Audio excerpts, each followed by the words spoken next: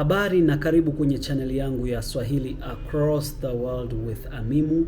Leo katika somo letu la kusoma Kiswahili tutaenda kuangazia konsonanti au herufi mwambatano. Katika video ambayo imetangulia tuliona konsonanti za lugha ya Kiswahili.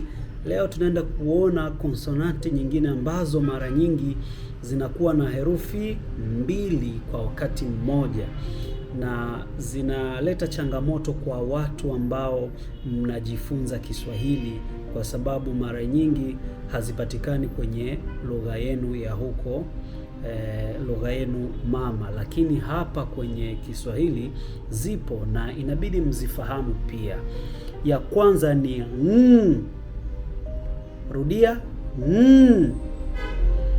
ambapo mfano wa maneno ni kama ng'ombe, ng'ara, ng'ang'ania.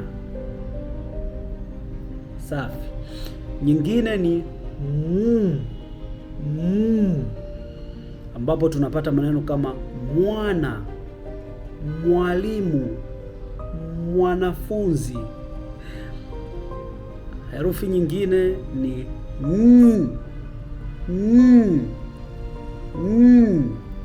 tunapata maneno tukiweka irabu, tunapata maneno kama nyumba, nyoka.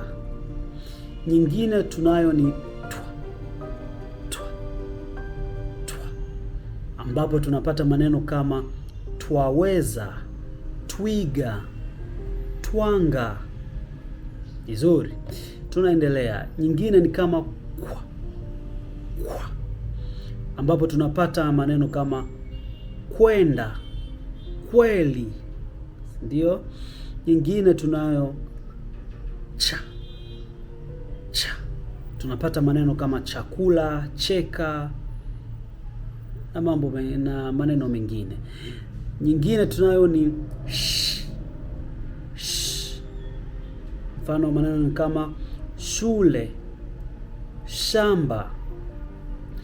Nyingine tunayo ni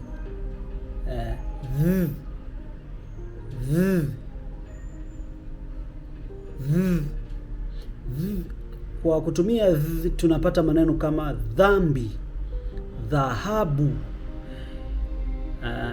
Nyingine tunayo ni kama ya kwanza ilikuwa sasa hivi ni kwa kutumia tunapata maneno kama 80, thamani na mengine mengi. Nyingine tulionayo ni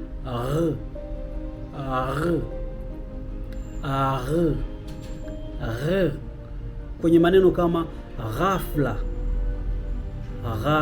gharama, ghorofa.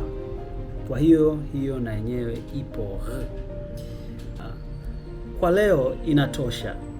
Jaribu mara nyingi kadri uwezavyo ili uweze kuzijua sauti hizi na uweze kusoma Kiswahili kwa ufasaha. Usisahau kujiunga nami ama kusubscribe, kupenda video yangu, kukomenti pia na kushiriki kwa wengine. Kwaheri.